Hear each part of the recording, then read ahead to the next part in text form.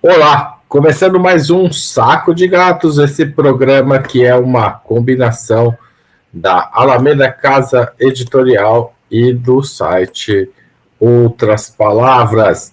Nós vamos ter hoje gente de Taiwan visitando a China, gente importante. Nós vamos ter também as consequências econômicas da guerra e também vamos falar da Lei Tabata Amaral, que o parlamento da França discute. Vou convidar aqui para o palco Yara Vidal, direto de Pequim. Olá, boa noite, gente. Tudo bem? Tudo bem? Haroldo? Tudo bem, vou chamar o Antônio. Bom dia, boa noite, Haroldo, Yara. Primeiro programa depois do grande recuo do Trump, hein? Sinais auspiciosos pelo mundo. Não destruiu a civilização persa. Vou pôr a vinheta e já a gente volta.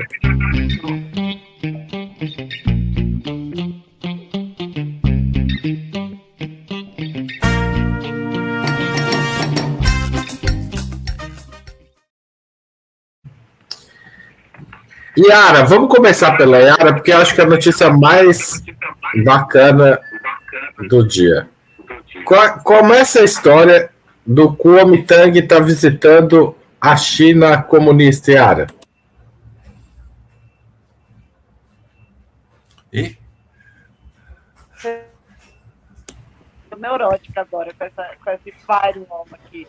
Vamos lá, eu preparei aqui para vocês. Eu vou até colocar aqui na tela para a gente ir vendo a Cheng aqui, quando ela está aqui.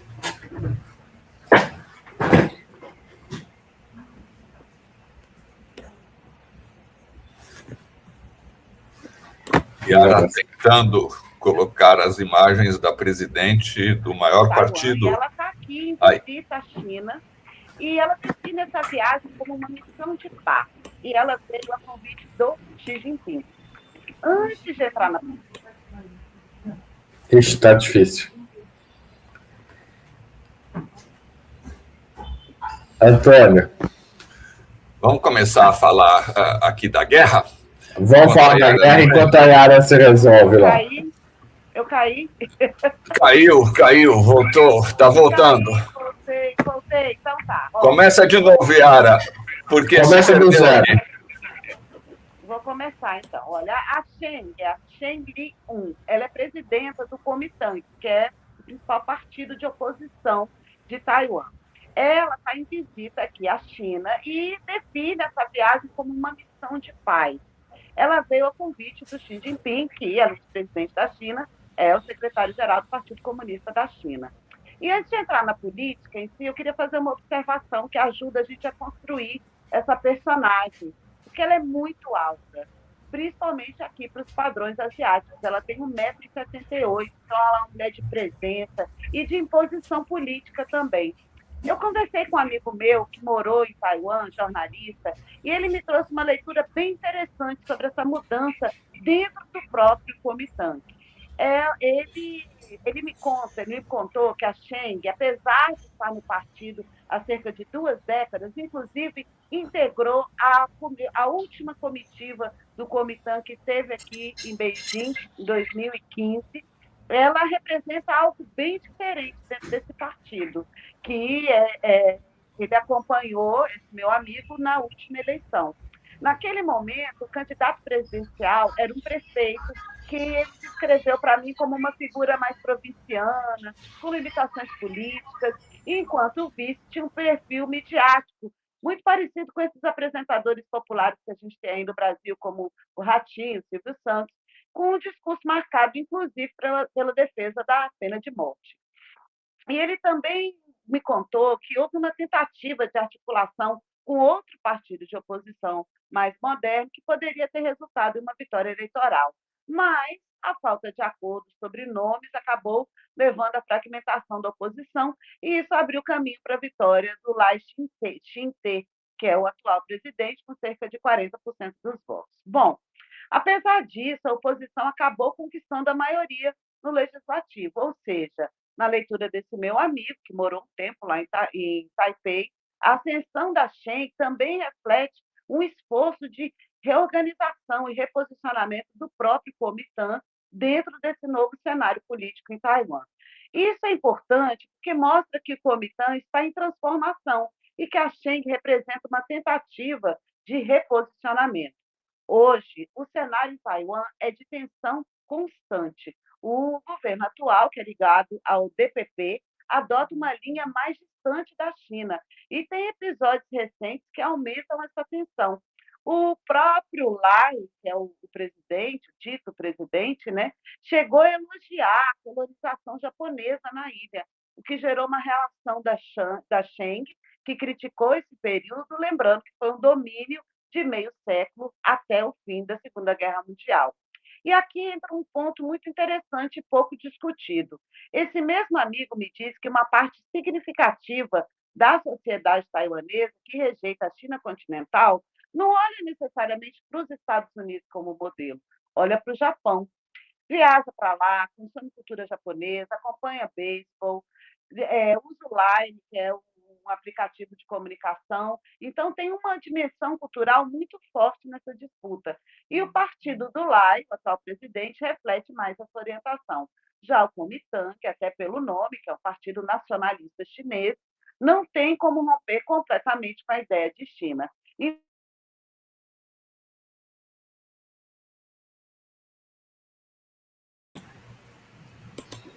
Travou de novo, Antônio. Eu acho interessantíssima essa história, Haroldo, porque nas mídias ocidentais a situação entre China e Taiwan é apresentada como um elemento de perturbação geopolítica, como um grande foco de possível guerra, de perturbação geopolítica. E nós vemos, por essa visita da líder do partido maior partido, né, Yara, de Taiwan, como os chineses estão construindo uma forma pacífica, pelo menos até o momento, e dialógica, com certeza, de resolver um problema que é histórico, um problema que vem desde da Guerra Civil da China, da vitória dos comunistas.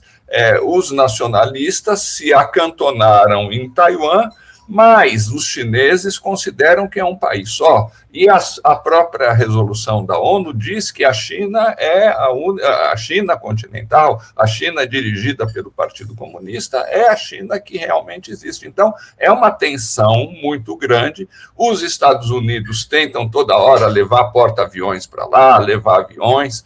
Dizem que a China vai fazer uma grande invasão de Taiwan, e o que os fatos estão demonstrando é justamente o contrário. Enquanto os chineses estão numa situação de diálogo, essa visita que a Yara está narrando é marcante, porque tem impressão, depois a Yara fala que é a primeira vez que acontece isso, uma dirigente de partido de Taiwan vai ser recebida pelo Xi Jinping, pelo presidente da China, ou seja, é uma coisa que está sendo resolvida por meios de diálogo e de diplomacia, enquanto no Ocidente a gente vê como os Estados Unidos tentam resolver as suas diferenças. Antes de voltar para a Yara, Antônio, eu acho que é bacana a gente considerar que o Kuomintang e o Partido Comunista Chinês, embora tenham terminado a Revolução em meio à vitória comunista contra o Partido Nacionalista, eles foram aliados por muito tempo contra países ocidentais, contra a colonização europeia, na época, né, mais inglesa do que americana, mas também contra a ideia de que a China devesse se submeter a uma potência ocidental. Ou seja, historicamente, é possível valorizar esse período, né, de aproximação entre os dois partidos e não de divisão entre os dois, porque o que leva à vitória contra os japoneses e antes contra a luta de libertação, a união, é uma união, na verdade, desses dois partidos, que durou quase 2 décadas, né? Yara, vamos ver se você volta agora para completar aqui. Então, eu queria dar essa dimensão para vocês verem que a sociedade taiwanesa ela não é homogênea. Existe disputa lá, porque fica parecendo que é uma coisa monolítica, né? Um contra o outro. Não, não é assim. Existe disputa lá. Aí, o que, que acontece?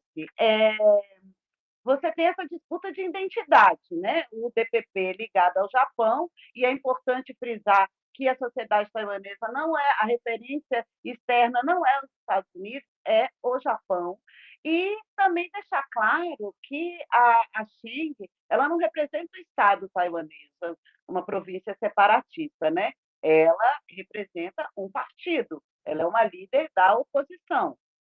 E ela defende uma linha muito clara, é o diálogo com a China, ela rejeita a independência formal e apoia o chamado Consenso de 1992, que é um acordo político meio ambíguo. Os dois lados, a China continental e Taiwan, reconhecem que existe uma só China, mas cada um interpreta o que isso significa.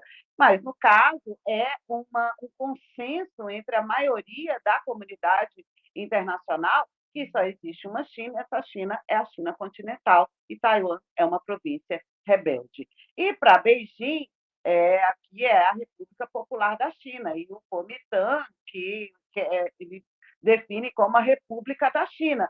É meio que quando Chiang Kai-shek perdeu, gente, é como se o Bolsonaro e a corja dele se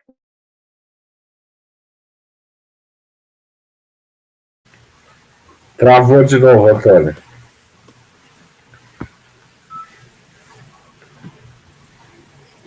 Você está sem som, Antônio. Agora voltei, né? Agora ela voltou. Tá vendo? Eu só tem umas palavrinhas que eu vou te dizer, mas enfim, eu estava dando.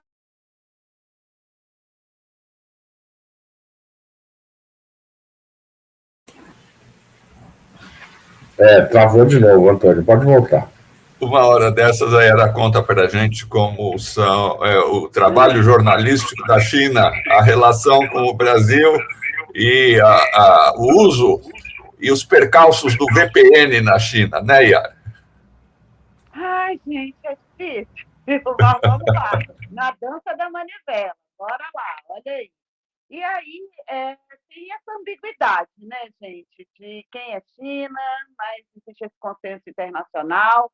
Agora, é importante dizer que essa ambiguidade permite diálogo que não, na verdade, não vai resolver o conflito, mas a proposta da Schengen, ela parte disso, que segurança não vem só de armas, vem também de negociação. E o mais importante não é só o que ela defende, é como Beijing está reagindo.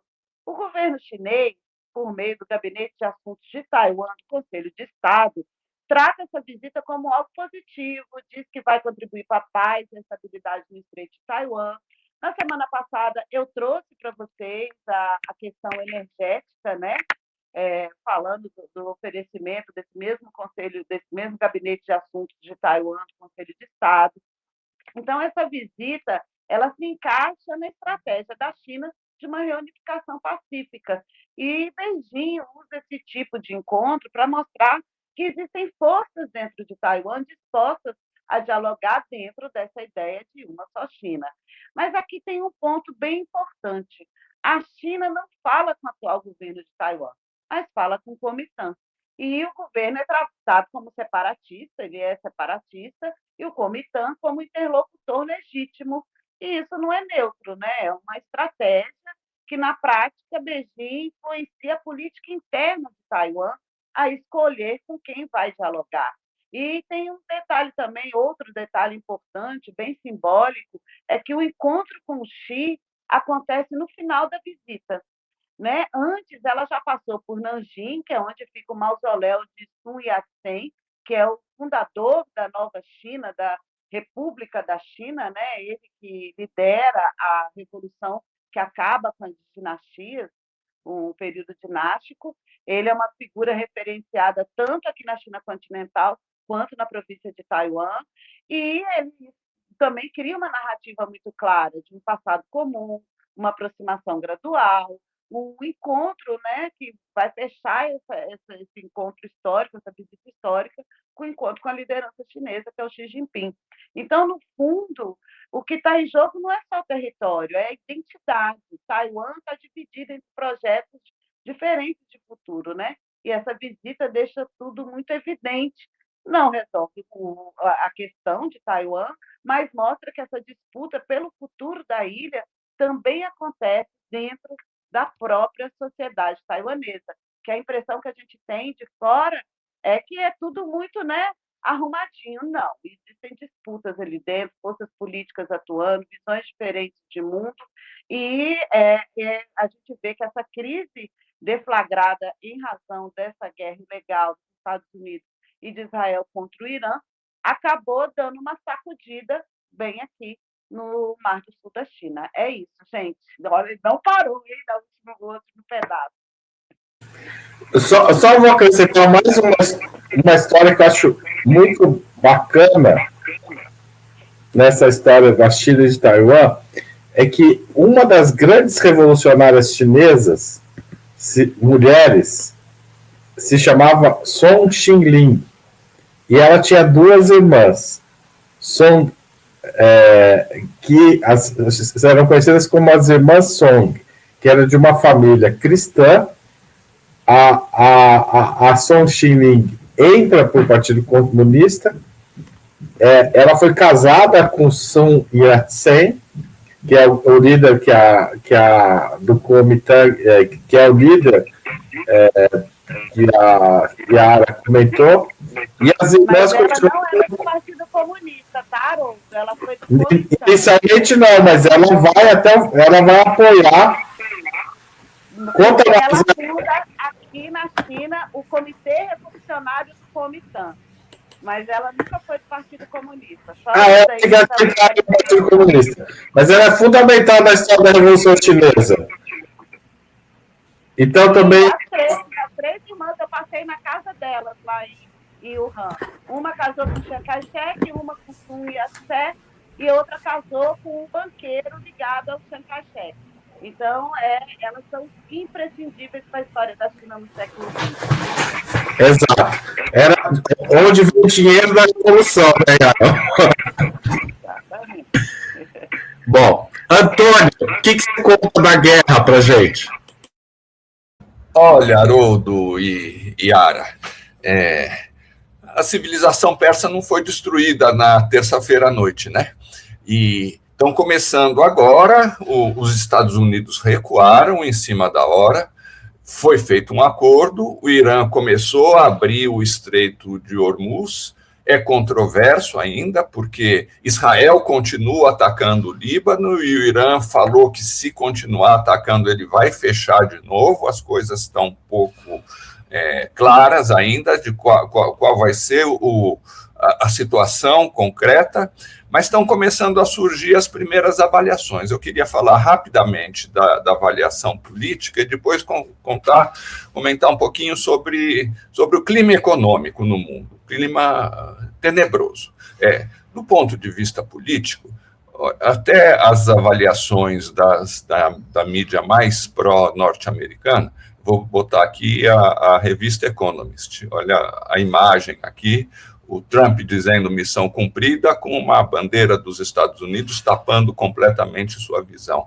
É o editorial que está saindo hoje da revista. Eles dizem assim, as guerras têm vencedores muito difusos, muitas vezes, mas nessa guerra tem um grande perdedor. Esse perdedor é o Donald Trump. Por que que eles dizem isso? Primeiro, Trump, embora tenha feito muitas idas e vindas, deixou claro que tinha 3 objetivos, e os 3 fracassaram. O primeiro era reduzir a influência do Irã no Oriente Médio. Não conseguiu, ao contrário. A guerra demonstrou que o Irã se tornou mais decisivo, mais influente no Oriente Médio. O segundo era, além disso, derrubar o regime iraniano. E a própria revista diz: o regime iraniano está muito mais forte do que estava antes da guerra, inclusive porque ele estava sendo alvo de protestos populares importantes, e a defesa da soberania nacional, a defesa da integridade do território, a defesa da pátria, num certo sentido, coesionou a população em torno do regime iraniano. E o terceiro objetivo do Trump, que também não foi alcançado, era se apoderar do urânio enriquecido pelo Irã, na esperança de que só Israel tenha armas atômicas no Oriente Médio. Isso também não foi conseguido. Isso exigiria, evidentemente, a presença de tropas norte-americanas no Irã, e os Estados Unidos estão muito longe disso. Aí diz a revista, prossegue a análise, a trégua é muito frágil, a situação confusa no Estreito de Hormuz é um sinal de que a trégua é frágil. Outro sinal, as negociações, porque não é uma trégua de 15 dias, de 2 semanas. Deveria haver negociações consecutivas, muito rápidas, para que depois dos 14 dias a guerra não se restabeleça. Mas não existe nem definição concreta de quando vão se encontrar os representantes do Irã e dos Estados Unidos para iniciar essas negociações, e nem de qual é a pauta. Então, a trégua é muito frágil, mas diz a revista que o Trump, a revista pró-americana, que o Trump está encalacrado pela seguinte situação: as consequências econômicas da guerra foram muito dramáticas, e a tentativa de retomar a guerra por parte dos Estados Unidos causaria um terremoto nos mercados financeiros, porque, inclusive, ontem, depois de que o Trump recuou, houve uma certa euforia, caiu o preço do petróleo, continua muito alto, mas caiu 15%, as bolsas de valores subiram. Se espera a retomada do fluxo das cadeias produtivas, das linhas marítimas necessárias para manter ativas as cadeias produtivas, de modo que, em primeiro lugar, a retomada da guerra pelos Estados Unidos desfaria todo esse ambiente de pequeno otimismo que surgiu. Por isso, há uma pressão muito forte dos próprios mercados, do próprio poder econômico e dos próprios mercados financeiros para que essa guerra não seja retomada. Sem falar da impopularidade da guerra nos Estados Unidos, junto à opinião pública norte-americana, no momento em que vão se aproximando as eleições legislativas agora de novembro. Então, são 2 fatores que prejudicam muito a tentativa do Trump de reverter esse primeiro insucesso, essa primeira derrota que ele teve.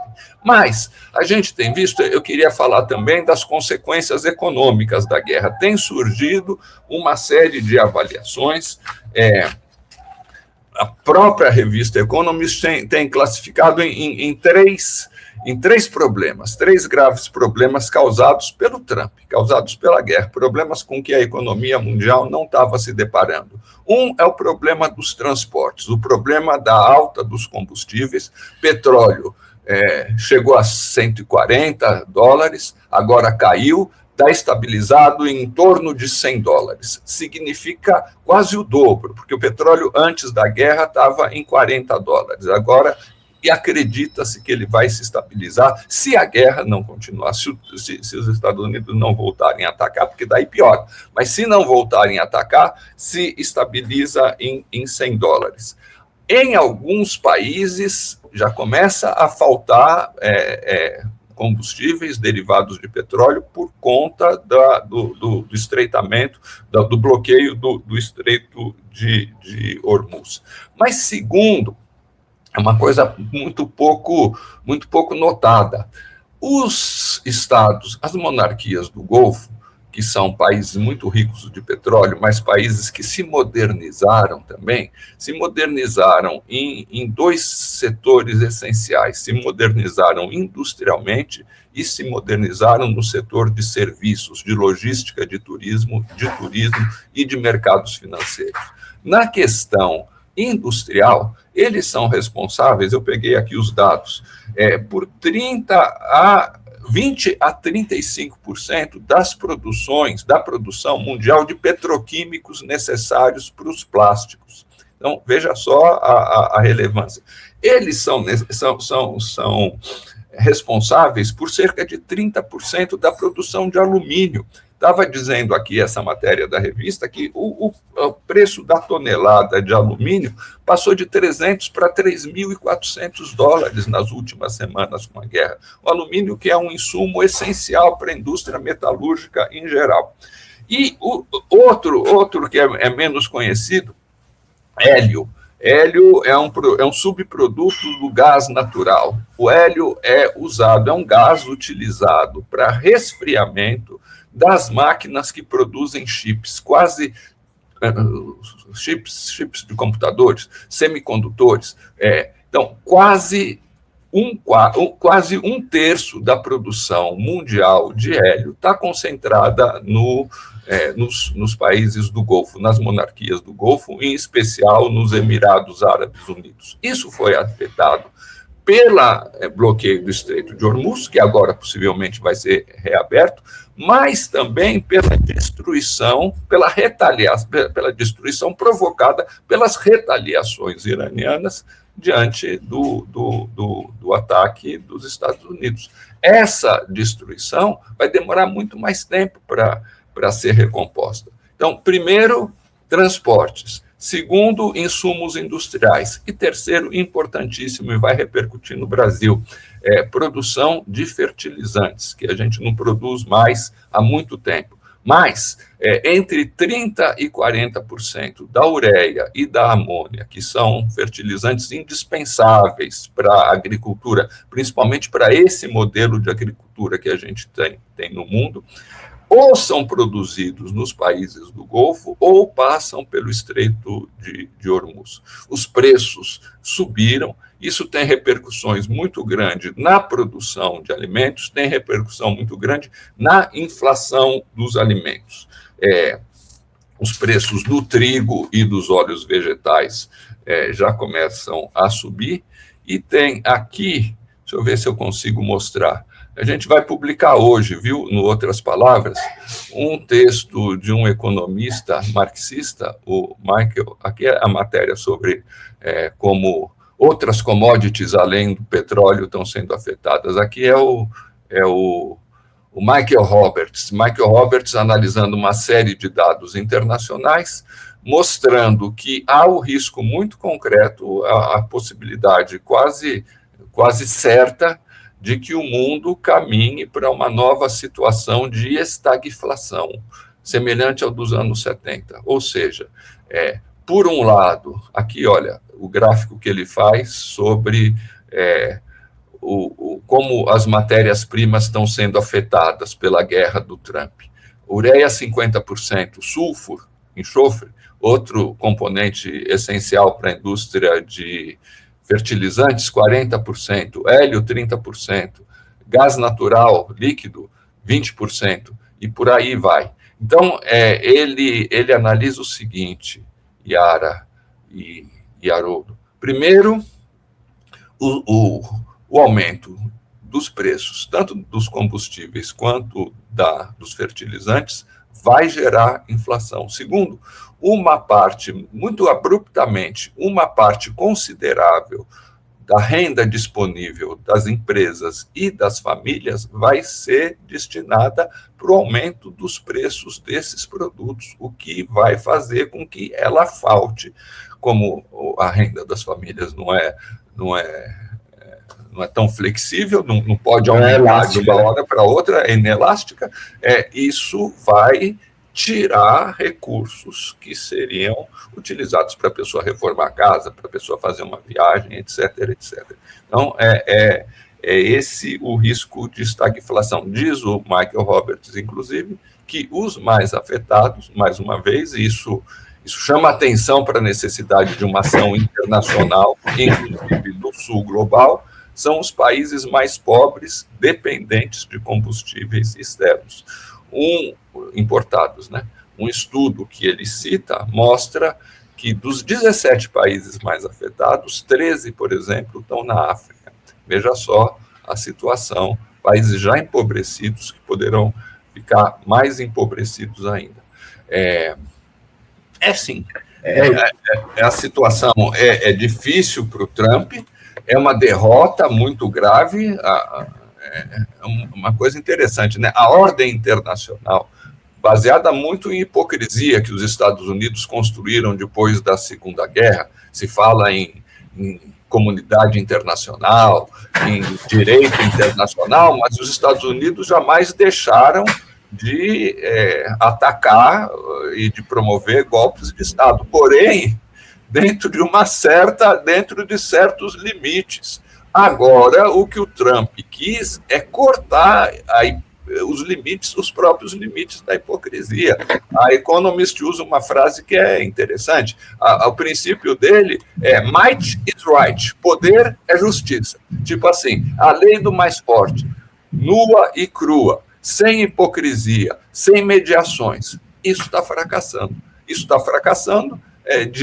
O poder dele, evidentemente, é gigantesco, mas o Irã soube manejar muito bem a assimetria dentro da guerra, ou seja, com um poder militar incomparavelmente menor, ele foi capaz de atingir os objetivos geopolíticos, os alvos geopolíticos e econômicos dos Estados Unidos, e isso obrigou Trump a não cumprir a ameaça e recuar mais uma vez.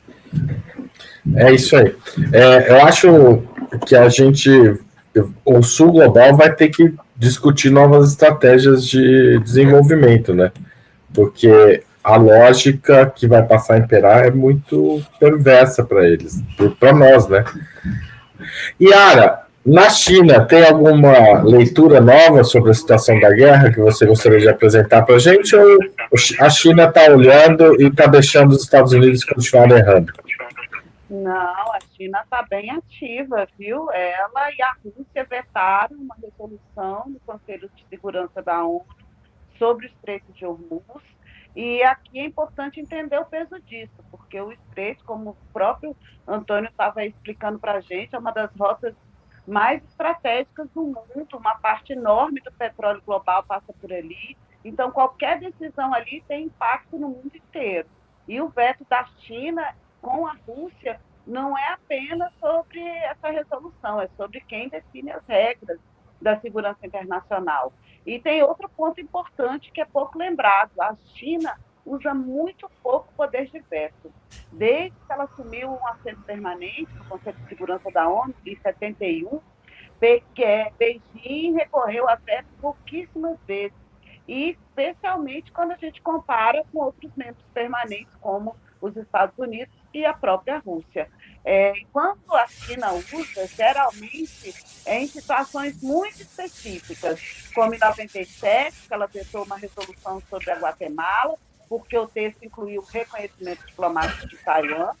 Em 2007, que ela bloqueou uma missão da ONU em Mianmar, alegando que se tratava de uma questão interna. E, mais recentemente, ela tem atuado junto com a Rússia também em vetos sobre a Síria, principalmente para impedir resoluções que poderiam abrir caminho para a intervenção externa. Então, não é um instrumento que a China usa com frequência. E, exatamente por isso, quando usa, é bom a gente ficar de olho. Isso é um sinal importante. E, no caso atual, dessa guerra ilegal dos Estados Unidos e de Israel contra o Irã, quando a gente olha as comunicações oficiais chinesas ao longo dessa semana, fica ainda mais claro isso. A diplomacia chinesa tem adotado uma linha bem consistente. Primeiro, ela defende a estabilidade e a segurança da navegação sem escalada militar.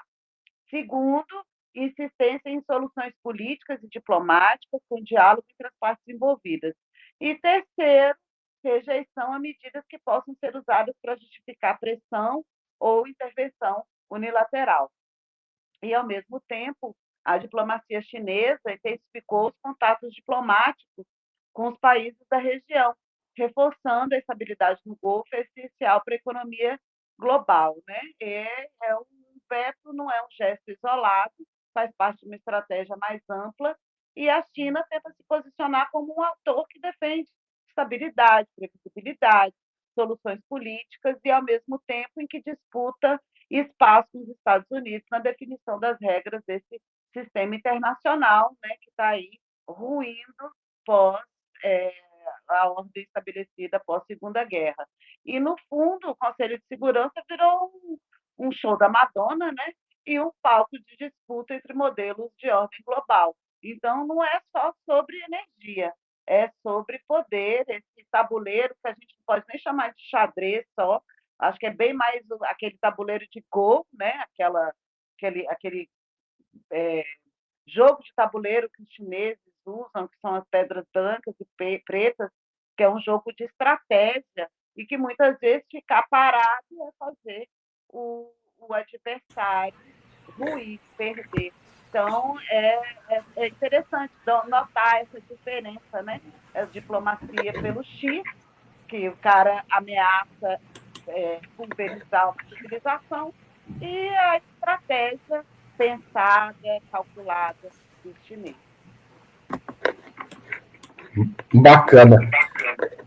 Eu queria usar o tema da guerra para falar do próximo assunto, porque no dia em que os Estados Unidos aceitaram o cessar-fogo, né, porque é uma proposta iraniana que foi, digamos, incorporada ao discurso americano, antes disso, Israel atacou uma sinagoga inteira e destruiu uma sinagoga. Num dos lances mais desastrosos do ponto de vista político numa guerra, né? Ou seja, todo o discurso de Israel e dos Estados Unidos é que o Irã querem matar os judeus, e quem ataca a sinagoga não é o Irã, é o próprio Estado de Israel. O Estado de Israel vem promovendo, por meio de uma série de entidades ligadas a ele, em especial duas, a Aliança Internacional pela Memória do Holocausto, a IRA, e a Stand for Us, que é uma ONG nascida nos Estados Unidos, daí o US, né, que é nós, judeus, mas também nós, americanos. Aliás, uma associação bem interessante, porque os judeus não são maioria, né, nos Estados Unidos, todo mundo sabe, eles estão longe de ser uma maioria, uma minoria nos Estados Unidos. Mas essas ONGs vêm promovendo uma série de legislações em tese de combate ao antissemitismo ao redor do mundo. 47 países já adotaram legislações inspiradas na definição de antissemitismo da IRA, e a definição de antissemitismo da IRA prevê que as críticas, a ideia de que boa parte das críticas a Israel é tudo feito de um jeito muito pouco determinado no texto legal, mas acaba fazendo com que as definições, as críticas a Israel sejam tidas como manifestações de antissemitismo. Existe um dos tópicos da definição da IRA que é específico sobre Israel e que coloca bem isso, que as pessoas que questionam a existência, a possibilidade, a existência de um Estado judeu, no caso de Israel, estariam já aí praticando um ato de antissemitismo. E no Brasil a gente tem a proposta de lei da Tabata Amaral, que incorpora essa definição e que está sendo discutido está sendo tratado na Câmara dos Deputados e que levantou uma enorme polêmica, mas a Tabata Amaral não está sozinha. Existe na França, uma deputada chamada Caroline Aidan fez uma proposta em novembro de 2024, também inspirada na definição da IRA de antissemitismo. E essa proposta, na semana que passou, um desempregado francês, um agrônomo desempregado, chamado Alexandre, é tratado na imprensa como Alexandre, fez um abaixo-assinado de oposição pedindo que a Assembleia discuta a lei Iadã, a Loi Iadã que fala. E esse abaixo-assinado atingiu 500 mil assinaturas, que é o piso exigido para que obrigue a Assembleia Nacional Francesa a discutir a lei, ou votá-la, ou só discuti-la. E é uma reação enorme, isso foi conseguido em pouquíssimos dias, e a Assembleia Francesa vai discutir essa lei nos dias 17 e 18 de abril agora, essa proposta de lei, e provavelmente ela vai ser rejeitada, né? Se for colocada em votação, neste momento ela será rejeitada. Mas veja, há uma ofensiva para ampliar, digamos, esse escudo, né, esse Iron Dome das ideias que Israel está promovendo. Essa aqui é a manifestação da entidade Repórteres Sem Fronteiras, que também não é uma entidade de esquerda, é uma entidade bastante centrista, né, Antônio? A gente conhece, tem um papel muito importante na defesa dos jornalistas, mas não é uma entidade que possa ser considerada uma entidade, um aparelho da esquerda, longe disso. E a Repórteres Sem Fronteiras considera essa proposta de lei da Caroline Iadã uma ameaça ao trabalho jornalístico na França. Além disso, essa aqui é a proposta número 575, e essa aqui é uma manifestação de um filósofo, um professor emérito de Nanterre, de uma das universidades francesas, que ele é de uma família judia, e ele classifica a lei como uma lei liberticida, uma falta moral, um problema moral e um erro político.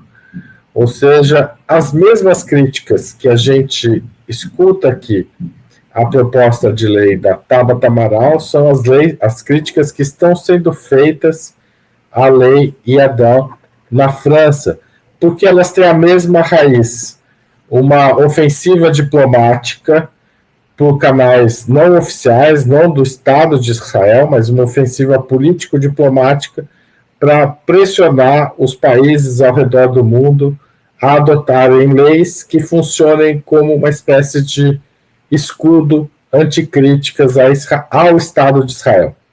Né? Isso se manifesta como? Por exemplo, a gente assistiu no final de semana um bar na Lapa, o bar Partizan, que reúne a esquerda carioca, e colocou uma placa dizendo que cidadãos americanos e cidadãos israelenses não eram bem-vindos. Isso foi classificado imediatamente como manifestação antissemita pela imprensa. Isso não é novo. Depois do 7 de outubro, eu lembro que teve uma vendedora ambulante que foi exposta na Rede Globo, lá no sul da Bahia. Agora esqueci o nome da cidade, eu lembro.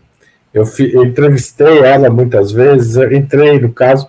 Ela tinha tido uma briga com uma amiga, uma vizinha, que tinha cuidado, a vizinha tinha cuidado do filho dessa chilena, era uma cidadã chilena que morava lá no sul da Bahia,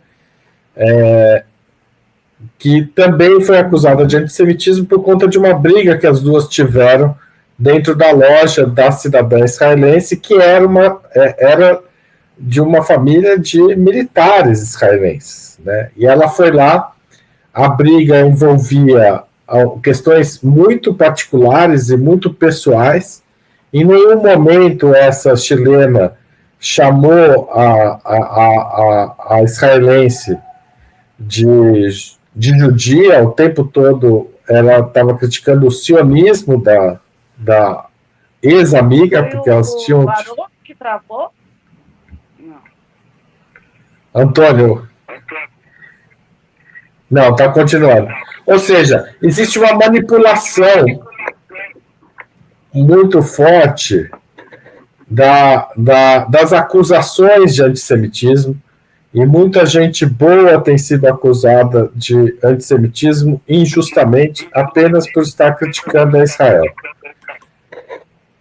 Nesse sentido, para a semana que vem, está previsto um seminário, para breve, não acho que é semana que vem, promovido pelo governo brasileiro sobre antissemitismo, e está todo mundo preocupado, porque a programação oficial não foi divulgada ainda, mas aparentemente, inicialmente, pelo menos, não havia palestinos convidados a discutir isso, e nem o impacto que tem essas acusações de antissemitismo no ocultamento de uma destruição, de um genocídio de uma população semita, que é a população palestina. Então, enfim, essa questão do antissemitismo deve haver novos casos, mas ela está na ordem do dia para o Estado de Israel para se proteger de vários crimes que vêm sendo cometidos, mas especialmente dessa derrota militar no Irã, que expõe os crimes de Israel, como atacar a sinagoga em Teherã, né? E com outros ataques que têm sido feitos pelos Estados Unidos e por Israel nas proximidades de usinas atômicas, que é algo também proibido pelo direito internacional. Ou seja, há uma série de crimes que foram cometidos nessa guerra do Irã, que foram cometidos em Gaza e no sul do Líbano, e que eles precisam ser ocultos, e o discurso do antissemitismo vem forte aí. Vocês querem comentar isso, Antônio ou Yara? Olha, Haroldo, só lembrando, reforçando o que você falou, que o antissemitismo tem sido usado, brandido, como é que fala? Para destruir a reputação de muitas pessoas de esquerda a partir de acusações completamente falsas. Eu queria chamar a atenção aqui para uma figura, que é o Jeremy Corbyn, um sujeito de esquerda, que, com base em ampla mobilização social, restaurou a militância, digamos assim, do Partido Trabalhista Britânico, colocou o Partido Trabalhista Britânico, que era um partido adormecido, um partido completamente incapaz de propor mudanças na ordem social. Ele transformou esse partido, e o calcanhar de Aquiles dele foi que inventaram que ele teria sido, não foi um ato que ele cometeu, que ele teria sido conivente com manifestações. Você vai ver a história, é uma história completamente mal contada. Um militante do Partido Trabalhista teria feito uma manifestação anti-judaica e ele não teria reprimido da maneira adequada. Ou seja, se criou uma tempestade a partir de um copo d'água, uma tempestade gigantesca, e esse argumento ainda cola, porque temos toda a história do Holocausto, e esse argumento é forte entre as opiniões públicas, principalmente europeias, que viveram o Holocausto de perto, né? Eu queria só chamar a atenção, você não falou aqui, mas eu vou falar, um artigo belíssimo, não está aqui, do Haroldo, do próprio Haroldo, que Outras Palavras publicou, sobre o caso do bar Partizan. Inclusive, artigo erudito, recorre ao Roberto Schwartz, por exemplo, para mostrar, para defender a ideia que se tratou, de fato, de uma infração. O bar foi punido, tudo bem, mas não se tratou jamais de um ato antissemita, né? E está totalmente em sintonia, como frisa o Haroldo, com a ideia de que é preciso pressionar os cidadãos norte-americanos e israelenses para que eles não permitam que o país deles, que o Estado deles continue espalhando essa barbárie pelo mundo. Tem tudo a ver com a ideia BDS, boicote, desinvestimento e sanções. Num certo sentido, foi um boicote, isso que se se fez no Bar Partizan. Só para completar, porque o que acontece? Eu usei o Roberto Schwarz, porque o Roberto Schwarz tem um artigo, Antônio, que ele chama Nacional por Subtração, que você pega qualquer assunto e transforma em uma questão nacional, esquecendo as coisas que não são nacionais, que estão dentro dele. Ele está falando de literatura, mas eu apliquei esse caso, por quê? Porque você precisa ignorar que o Bar não está falando de uma ação contra os judeus. O Bar não está falando sequer de uma ação apenas contra israelenses, é contra os dois países que estão em guerra contra o Irã. Você tem que ignorar que Israel está em quase 2 anos e meio, entrando no terceiro ano da guerra genocida de Gaza, e que as pessoas continuam assistindo. Eu preciso ignorar também que o Netanyahu continua no poder, porque muitos judeus de esquerda, legitimamente, dizem que não é porque o Estado de Israel está cometendo crime que os judeus são responsáveis, e não são mesmo. Os judeus não são responsáveis por isso. Mas os cidadãos israelenses são. Né? E os cidadãos israelenses são responsáveis, sim, por manter o governo como tal. Eles precisam lutar contra isso. E é isso que o Partizan quer, e seguramente não é um espaço de antissemitismo, é um espaço democrático que aceitará muito bem os judeus e israelenses que estiverem lutando de fato contra a guerra. Eu tenho certeza que o Etienne, deixa eu pôr aqui para colocar, o Etienne Balibar seria muito bem recebido nesse bar, porque ele sabe o que ele é judeu, está lutando contra a guerra e contra o verdadeiro antissemitismo que é propagado pelos aliados de Marine Le Pen, os aliados de Trump e os aliados de Jair Bolsonaro no Brasil. Eu só tenho uma palavra. É a depravação moral do Ocidente, que são depravados. Tá? Eu nunca vi, eu nunca imaginei, eu nunca entendi como que um nazista foi, como o Terceiro Reich prosperou tanto, sem ninguém fazer nada. Eu estou vendo agora, em tempo real, o Quarto Reich prosperar. E é como se, o cinismo deles, você vê cidadãos israelenses, sionistas, que não é todo judeu que é sionista, né? Eles lá chorando porque estão acabando com o direito internacional. Ora, olha para Gaza, olha para o Líbano, olha o que eles estão fazendo no Líbano. É a depravação. Isso aí, o nome disso é a ordem Epstein. Eles são pessoas que não têm um pingo de vergonha na cara, sabe? Para poder ficar de mimimi. É mimimi, não é semitismo, não, é mimitismo.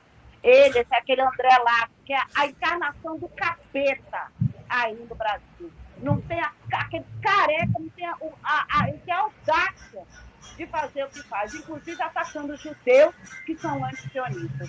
É só isso que eu quero dizer mesmo, porque é a coisa mais abjeta que eu já vi nos meus 50 anos de vida. Tá certo. Vamos encerrar o programa, gente? A gente volta semana que vem? E os gatos? E o saco? Os gatos, é mesmo. O programa dá ser para isso. Yara, o que tem no seu saco de gatos? Olha, gente, eu tenho o lançamento do Povo Brasileiro, essa obra-prima do Darcy Ribeiro, né, que foi lançado hoje. Aqui tem uma foto minha com a Isa, que é minha colega lá no CGTN, uma grande jornalista, a tradutora, a professora Silvia, e o Zé, que é o presidente da Fundação Darcy Ribeiro. Foi muito bonito, é uma obra que dialoga muito, eu penso muito sobre o socialismo moreno de Darcy, né? Como ele conversa com o socialismo com características chinesas. É a história da gente se descobrir e descobrir o nosso próprio caminho. E Darcy foi uma referência para nós, né? Uma pessoa centrada no Brasil, desenvolveu uma teoria do Brasil, para o Brasil, que eu acho que ele não traz respostas nesse livro, mas ele traz reflexões para a gente se descobrir como povo, e acho que o Zé está super empolgado aqui na China, conversando com estudantes, né, para poder achar essa ponte, essa conexão. Então, meu saco de gatos é esse, um momento muito importante desse ano cultural Brasil-China.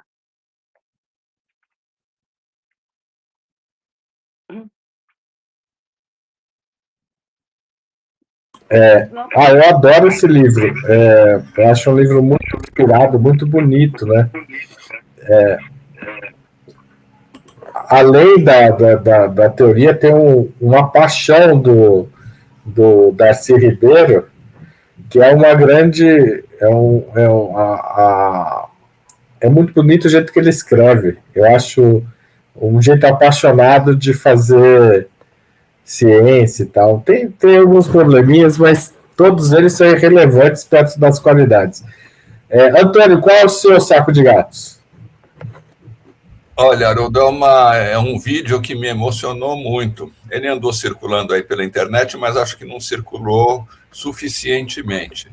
É o vídeo das imensas manifestações feitas em Teherã e em outras cidades do Irã, horas antes do prazo da Trump para bombardear as pontes e as usinas do Irã. Lembram que ele falou, inclusive, que iria bombardear as pontes e usinas. Aqui nós estamos vendo a população iraniana em vários lugares, aqui diante de uma usina.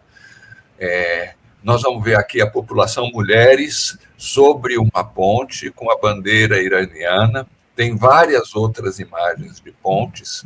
Você sabe o que é isso? O Irã é apresentado... Primeiro, isso desmente a ideia de que o regime iraniano é odiado e que ele tem que ser derrubado, e se for derrubado, o povo vai se rejubilar. Segundo, eu acho que do ponto de vista civilizatório e mesmo do ponto de vista político, sabe o que essas pessoas estão fazendo? Olha aqui, em cima de outra ponte. Elas estão expressando o ideal central da democracia, a ideia de que as pessoas são capazes de resolver o futuro coletivo delas.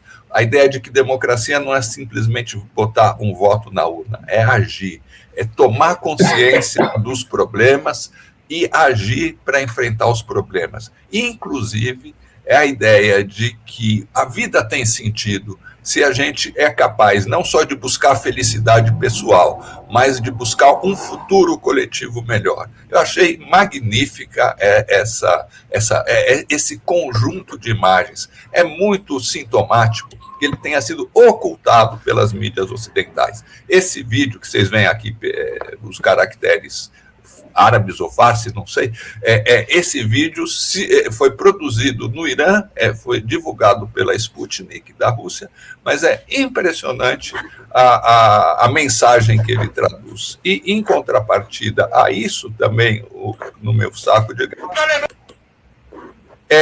como Israel trata as pessoas que são contra a guerra. Esse vídeo é o vídeo da repressão. Isso. Há um ativista israelense ontem ou antes de ontem.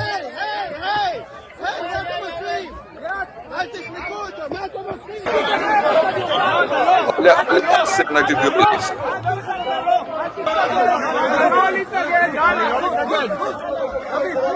Ele estava fazendo uma manifestação contra a Tel Aviv. Isso é em Tel Aviv, é isso? Exatamente. Vale a pena até ver mais um pouquinho, que é muito dramático. E o cara é muito valente. Vocês vão ver que ele é empurrado, socado dentro de um ônibus, ele continua altivo aí, continua da janela do ônibus, mandando a sua mensagem. Só mais um pouquinho. Olha, o cara é muito valente mesmo. É isso, gente. É isso que a gente espera dos israelenses, né? É esse tipo de coragem, né? A gente sabe que tem muita gente em Israel e nos Estados Unidos, judeus israelenses, inclusive esse artigo que eu comentei do Etienne Balibar foi pedido por uma associação de judeus pela paz, ou seja, há uma oposição judaica a essas guerras, e a gente espera que ela fique cada vez mais forte, né? O meu saco de gatos é brasileiro, porque a gente já falou que eu quase não falo do Brasil, e tem essa série que chama Emergência Radioativa.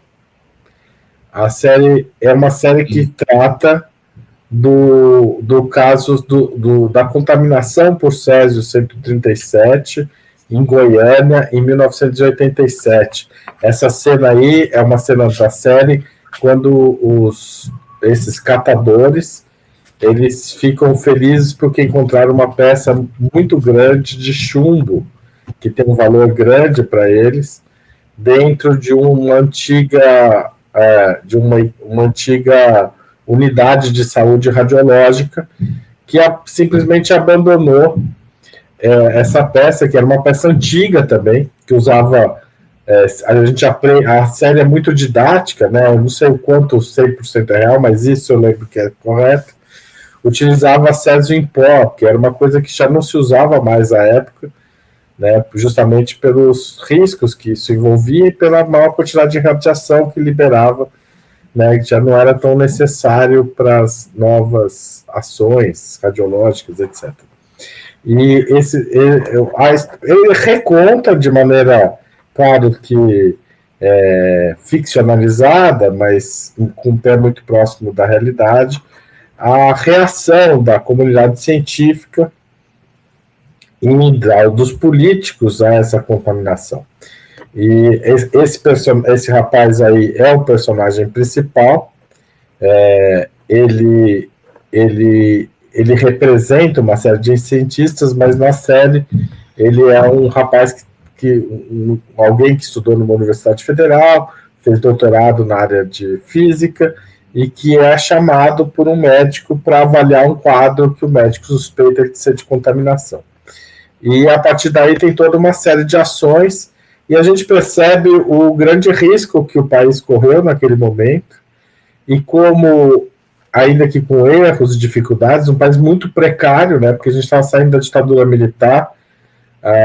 Eu não sei se isso está exagerado na série, mas a Comissão Nacional de Energia Nuclear trabalhava com arquivos físicos, né?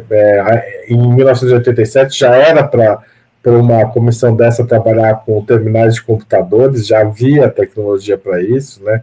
Arquivos digitais, etc., para isso ser mais bem cuidado, mas não havia isso, pelo menos na série mostra assim, e foi uma reação muito rápida e muito objetiva de pessoas que tiveram que convencer a população, os políticos, de que medidas muito radicais precisavam ser tomadas para isolar a contaminação.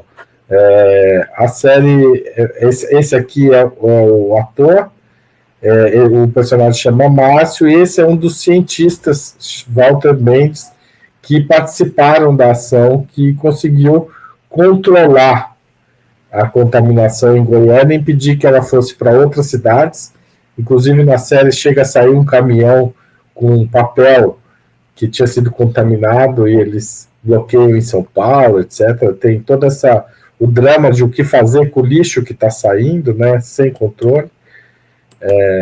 Essa aqui, e agora, essa história aqui, Antônio, essa personagem, Maria Gabriela Ferreira, ela é esposa do dono do Ferro Velho, que ficou com a peça, e na série ela é apresentada como, na verdade, a grande heroína civil, digamos assim, a não física, porque o que acontece? Ela percebe que a família está passando mal, que ela está ficando doente, o marido fala que não tem nada a ver, que é só uma coincidência, alguma coisa que comeram, mas ela pega a peça, sobe num ônibus, dentro de uma sacola, uma peça super pesada, e leva na vigilância sanitária para o pessoal olhar.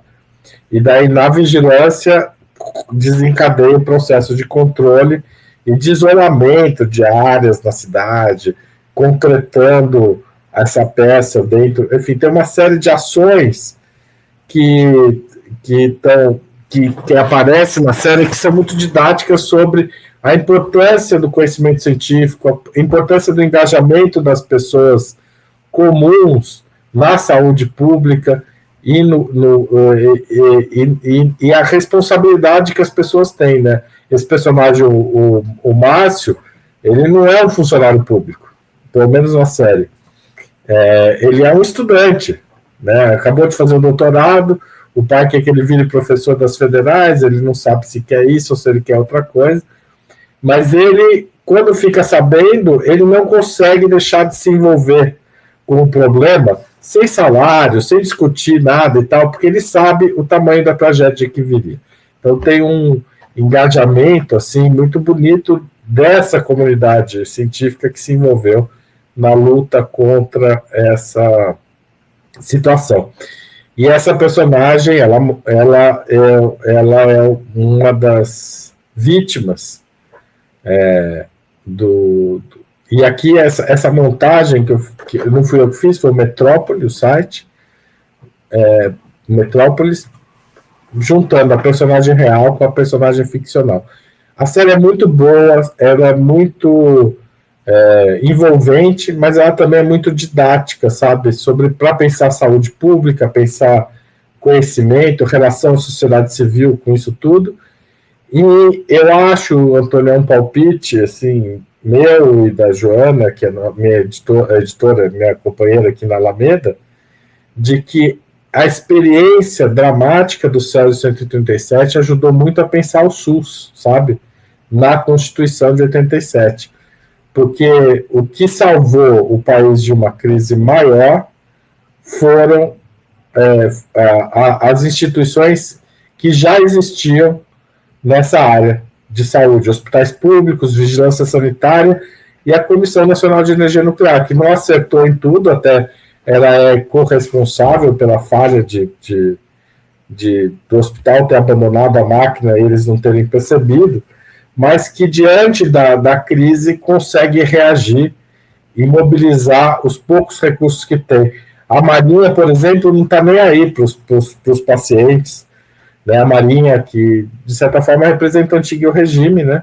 O regime militar, cede só 8 leitos do hospital que ela tinha, que era muito mais bem equipado para tratar essas pessoas, e tem uma grande discussão em torno disso também. Então, eu acho que o aprendizado dessa experiência ela é muito importante na história do país, muito maior do que talvez a gente esteja acostumado a lidar.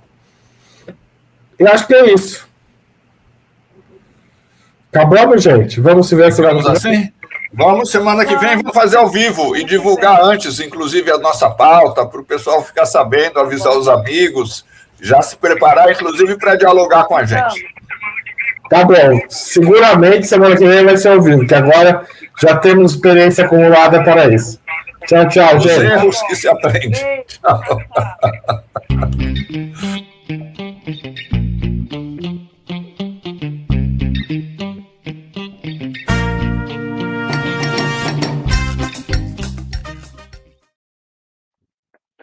Então, gente,